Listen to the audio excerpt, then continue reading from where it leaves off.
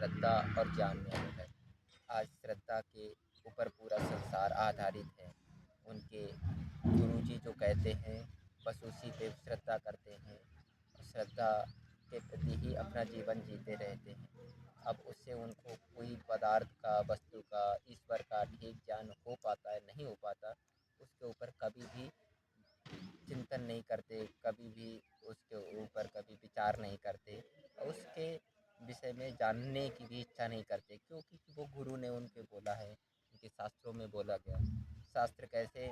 पौराणिक शास्त्र जो ऐतिहासिक शास्त्र हैं, शास्त्र हैं पर वो ऐतिहासिक शास्त्र है, वो हमें 1000, 2000, 4000, 5000 वर्ष पुरानी प्राचीन ही शिक्षा ज्ञान दे सकते हैं, पर उससे अधिक हमें पुराना इतिहास नहीं बता सकता। मैं आपको जो ज्ञान से जोड़ना चाहता हूँ, ज्ञान की बात करता हूँ कि श्रद्धा से भी बड़ा है ज्ञान है कि हर किसी को जानो तो उसको पहले जान, उसके विषय में पहले जानो, फिर उसमें बुद्धि से चिंतन करो कि ऐसा हो सकता है कि नहीं हो सकता है, उसको कहते हैं मानना।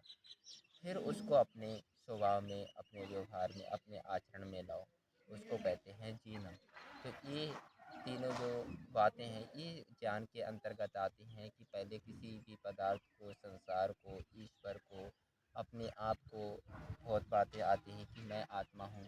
पर आज तक आत्मा का स्वरूप क्या है, आत्मा को कैसे जाने? आप ही आत्मा हो कि यह पेड़ पौधे, इस प्रकृति के हर वस्तु में कोई ना कोई आत्मा है, इसके विषय में विचार नहीं होते। और ये बातें किसी भी संगठन, समाज में, संप्रदायों में, चाहे वो हिंदू संप्रदाय हो, चाहे ईसाई संप्रदाय हो, चाहे मुसलमान संप्रदाय हो, चाहे सिख संप्रदाय है, किसी भी संप्रदाय में बहुत गहराई के साथ में बातें नहीं होती हैं कि आत्मा, परमात्मा और इस प्रकृति को कैसे जाने, इसके विषय में ठीक ठीक ज्ञान क्या है। पर वो चीज़ें ना जानने के कारण से कहीं हम अपने जीवन में इतना व्यवहार से हट जाते हैं, अपने आचरण को गलत कर लेते हैं, इस प्रकृति के विपरीत जीने लगते हैं, जिसका परिणाम आज हमें देखने को मिलता है। आज हम इतनी आधुनिकता में जा रहे हैं, इतना पोल्यूशन और इतनी जो इंडस्ट्री बढ़ी है, इतने तरह के जो पोल्यूशन हुए हैं, इनका कारण क्या है कि हमने आत्मा, परमात्मा, प्रकृति को नहीं जाना। जाना किसको? जो हमें दिखाई देता है। जो दिखाई देता है उस पर हमने इतनी मेहनत की है कि वो सारी चीज़ें हमने अपने साधन के लिए, अपने जीवन के भोग के लिए बना ली हैं, पर वो भोग तो उनका करते हैं, उनसे हमें सुख भी मिलता है, और उसका जो परिणाम है उससे दुख कितना आता है अपने जीवन में, उसके विषय में हमारा चिंतन नहीं है। क्यों? क्योंकि वो तो हमारे सुख से जुड़ी हुई चीज़ें हैं, उसमें दुख तो मिलेगा ही।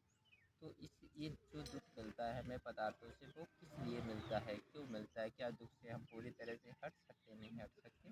तो ये क्या है, ये ज्ञान में आ जाते हैं, ये तर्क में बातें आ जाती हैं, और जैसा बस जान लिया, जो सोच लिया बस उसी पे करते रहना, ये श्रद्धा के अंतर्गत आता है, जिस पे हम पूरे जीवन भर लगे तो रहते हैं, उसका परिणाम भी आता है। जैसे कि माता पिता हैं, माता पिता के प्रति हमारी श्रद्धा रहती है, अब वो ठीक कहते हैं तब भी हमें मानना है, और गलत कहते हैं तब भी हमें मानना है। क्यों? क्योंकि वो माता पिता है।